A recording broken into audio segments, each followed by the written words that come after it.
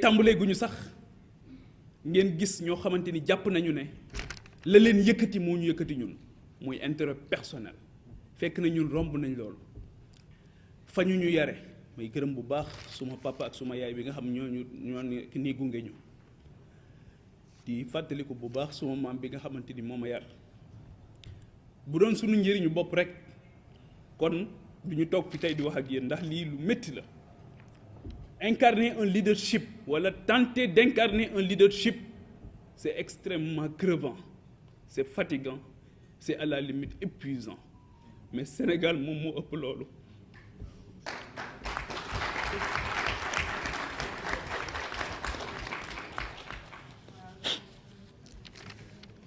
Le 31 juillet prochain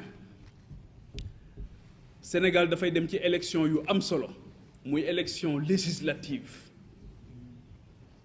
ñun dey màgg nañu xàmme nañu du Papa Djibril Fall rek nag moom moo toog di wax waaye ñu bëgg Sénégal ñoo ànd ak ñun ci mbir mi te yàlla xam na ne lu mu jaral ñi yàq dina jaral lu ñu toll ngir defar ndax réew mii rek la ñu am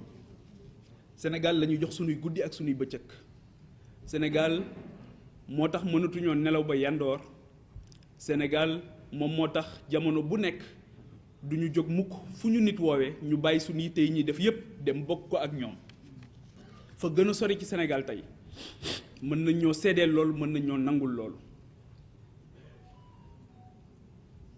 daray tappale wala daray njuuj njaaj taxuñoo jóg li ñu tax a jóg mooy dem dagaan baatu sénégalais yi ay candidat lañ Papa Djibril Fall candidat la ak ñi mu àndal ci élection législative yi nga xamante ni ci la ñu jëm le 31 juillet prochain incha allah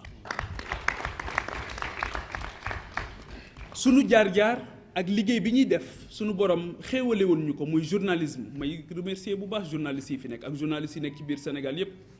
Serigne Cheikh Ahmed Tidiane Sy Al Maktoum moo doon wax ne journalistes yi dañoo am une mission prophétique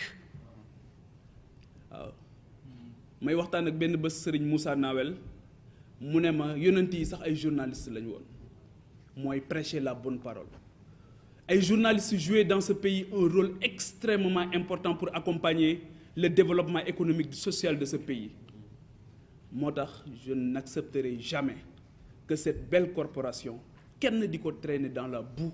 parce que ñoom comprendre nañ ne responsabilité boo gis liberté boo gis responsabilité moom moo koy accompagner et pour la presse sénégalaise nous la savons extrêmement responsable extrêmement consciente et extrêmement consciente surtout des enjeux du moment moo tax maa ngi leen di gërëm bu baax ci ñëw bi ngeen ñëw fii métier bu am solo la ñuy def métier boobu ma doon def yàlla wërsëgale ma ko permettre ma nag ma dox ci biir Sénégal ak ci bitim réew rencontrer sénégalais yu bari waxtaan ak sénégalais yu bari gis seen yitte ak seen i bëgg-bëgg ak li nga xamante ni moom la ñu bëggoon di ko nësër damay wax ne boo génnee Sénégal dafa am ñaari sentiment yu lay animé boo demee ci dëkk yi nga xamante ni dañu avancé te ñun ñoo leen rawoon ñaari sentiment moo lay animé sentiment bu njëkk bi c'est un sentiment de fierté tout court en tant que humain nga gis doomu aadama réaliser de grandes choses nga xam ne doomu aadama fàttewul li nga xamante ni moom moo ko indi woon ci kaw suuf muy être le vicaire de Dieu sur terre beneen bi sentiment bi c'est un sentiment de tristesse et d'amertume mais nga ne waaw ñun mais réew ma leen ma jóge mais tamit ay doomu aadama comme ñii ma gis ñoom ñoo fa nekk waa lan moo tax mënuñoo góorgóorlu bàyyi naxante bi bàyyi luubal bi bàyyi yenn yi nga xamante ni yëpp amul solo bàyyi gaañante bi bàyyi reyante bi bàyyi xeexu politique bi nga am na nag lu xew ci sunu réew li xew ci sunu réew mooy dafa am benn loi boo xamante ni dañu ko indi changer sunu nañu daan voter muy parrainage waxuma ne élection ñëpp mën nañoo bokk déedéet xam nañ ne joŋante boo gis dañuy def ay critères waaye réew dañ koy waxtaane te loi bi ñu koy def waxtaane wuñ ko procédure d'urgence lañ ko def daal di koy salfaañe li nga xamante ni moom mooy principe yi gën a élémentaire mooy que sénégalais bu nekk war nga mën a jóg dagaan sa baatu askan ci sa teeyu bakkan. parrainage boobu nag wut ko lu jafe la loolu moo tax yéen sénégalais yi ak sénégalaises yi suma yaay yi suma papa yi suma rakk yi suma mag yi suma bàjjen yi nga xamante ni yëpp jamono bu ne yéen a ngi may témoigner seen affection seen mbëggeel seen cofeel ak surtout seen ñaan te mosu leen a gis suma jëmm dama leen di delloowaat mbir mi ne leen bëgg ngeen ko waaye man bëgg naa ko waaye ngir ngeen wan ne ma bëgg ngeen ma yóbbu foofu ngir baykat yi ma mën leen a waxal seen soxla sàmmkat yi ma mën leen a waxal seen soxla nappkat yi ma mën leen a waxal seen soxla ndaw yi nga xamante ni jamono bu ne ñoo ngi jël gaal yi di dee ci géej gi seen dëj yooyu ñi nga xam ñoo dee ci géej gi seen dëj yooyu ñun dëj yooyu dinañu def incha allah yëkkati suñu kàddu fàttali conscience ñi nga xamante ni ñoom ñoo yor réew mi ne leen loolu warul woon a mën a nette mënatul nekk dootuñu ko nangu ndaw yi Sénégal ëppaleen nañu leen ni ñu amee solo ak réew mi ni mu amee solo ak ndaw Sénégal ni mu yàggee am solo ndawu Sénégal bëggatuñu mu jël gaal di dem ci géej gi ndawu Sénégal bëggatuñu mu jël désert bi di dem naan day dem Espagne waaye magi Sénégal liñ ci bëgg mooy ñu dalal seen xel ne leen mën ngeen a dem noppalu tool bi du booy moo tax ñun waxuñu benn yoon alternative générationnelle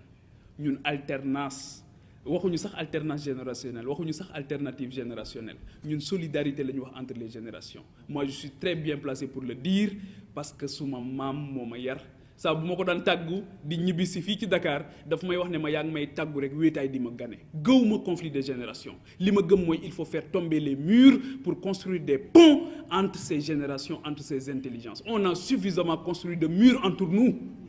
il faut maintenant construire des ponts et il y a aucune entité dans cette nation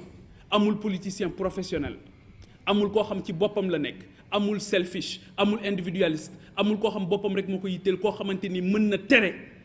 jëmm yi nga xamante ni defar Sénégal moom moo leen yëkkati ñu egg ci barab yooyu nga xamante ni fa la ñuy defaree Sénégal te jàpp nañ ne assemblée nationale nag wax dëgg yàlla barab bu mucc ayib la pour waxtaani réew mi barab bu mucc ayib la pour defar réew mi Serigne Fallou Mbacké daf daan wax ne li yées ci kilifa mooy sa njaboot saa bu ñu amee soxla rek seen xel jël la waaw waa Sénégal maa ngi leen di laaj kan moo fi am soxla xelam dem ci assemblée nationale ne bu ci àddoo mu faju kan mooy am soxla ci Sénégal fii may wax ak yéen gaz de moo ngi ñàkk ci réew mi fii may wax ak yéen démb de dund nañ ci réew mi loo xamante ni fàttaliku ma fu ñu ko fi dundee mooy journée sans sage-femme sans blouse blanche waaw ndax dégg ngeen ci assemblée nationale ndax dégg ngeen ci commission bi yor la santé au niveau de l'assemblée nationale Serigne Fallou nag moom moo wax loolu nee na kilifa bu ne war ngaa ëppale sa bopp sa njaboot saa bu ñu amee soxla rek seen xel jël la kon nag kilifa war naa assumer responsabilité bi mu am kenn waxul ne soxla yëpp dañ koy faj waaye ngal la waslu ci àq kon parrainage bi sénégalais yi ñëw ngeen ak doole bi ñu yëngoo rek ñëw ngeen waaye gën leen a ñëw nag ndawi Sénégal nañu wane ne capable nañ magi Sénégal bëgg nañ ngeen jox ñu quitus jox ñu caution seen caution morale gunge ñu ba nga xamante ni dinañ egg ci barab boobu na mu gën a selle taxawal leen taxawaay bu mucc ayib taxawal leen taxawaay boo xamante ni Sénégal dina ci jóge daal di wuti nag yoon woo xamante ni yoon wu am solo lay nekk. leneen li nga xamante ni dinañ ko wax mu nekk loo xamante ni lu am solo la mooy amuñu benn nous sommes libres de toute partisanerie actuellement politique nekkuñu ci benn contingence politique amuñu tamit benn engagement politique ci quelque bord que ce soit li ñuy def mooy tracer une ligne envisager une ligne boo xamante ni dañ koy construire boo xamante ni dañ koy liggéey ak ces sénégalais ces sénégalaises yi nga xamante ni sonn nañ ci bipolarisation bi nga xamante ni constaté nañ ko